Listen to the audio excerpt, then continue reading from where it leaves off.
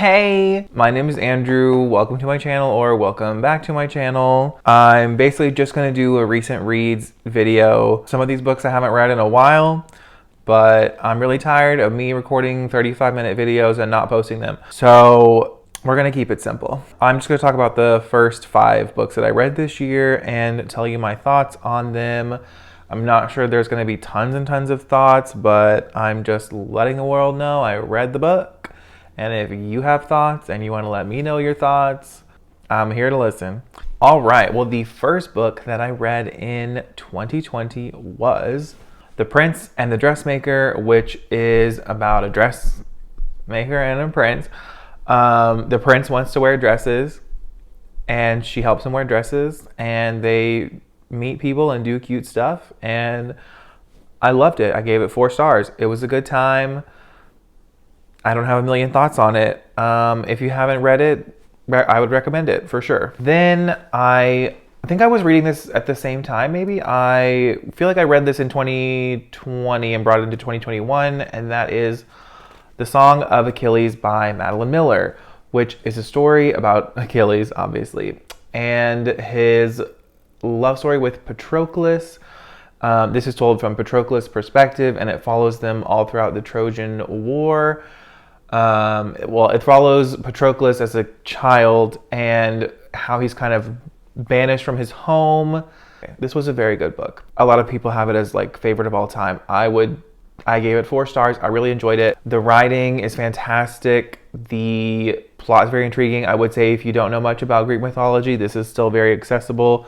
The way it's written, it does kind of go into detail about like the gods and stuff. So if you don't know anything, you could still pick this up. My only reason I didn't give this a full 5 was because I felt as though there could have been more chemistry between Achilles and Patroclus. Yes, that's really like my only major critique, is that I wish there had been more chemistry. Other than that, as far as like plot points in this book, it was fascinating. This was a fascinating story.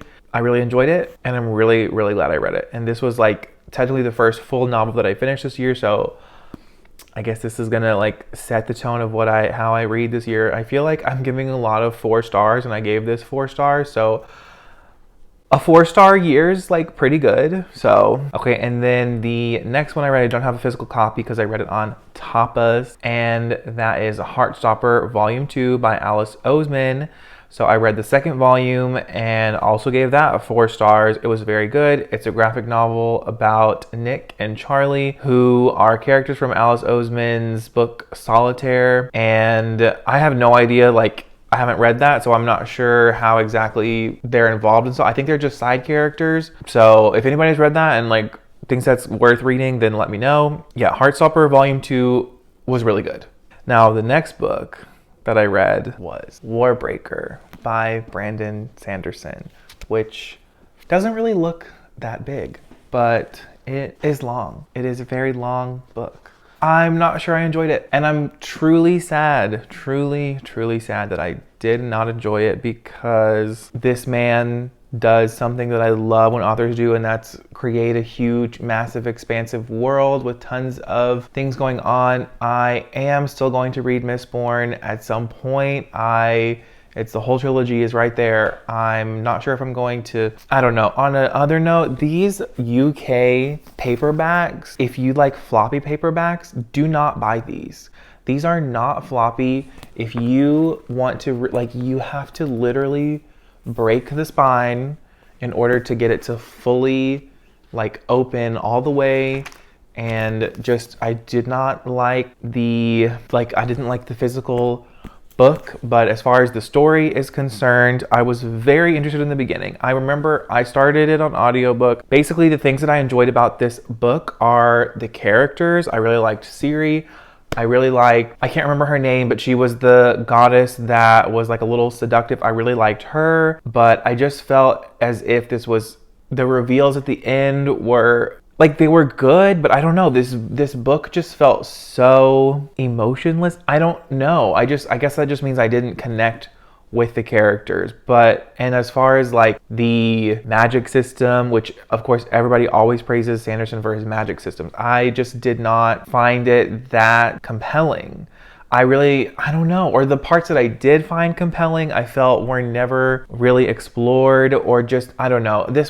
I'm truly disappointed, and I don't want to trash such a highly adored author. I'm worried that Sanderson won't be for me, and that like scares, I don't know, it scares me. It doesn't scare me, but it makes me like, when I finished this book and didn't want to immediately give it 5 stars, I basically had an identity crisis and was like, who am I? And how can I not like this? And it was, so the feelings after this book, the feelings during this book, I didn't like it. I don't think I liked it at all, in fact. And I'm also thinking I might not even just like high fantasy. That makes me very sad, and yet here I am smiling.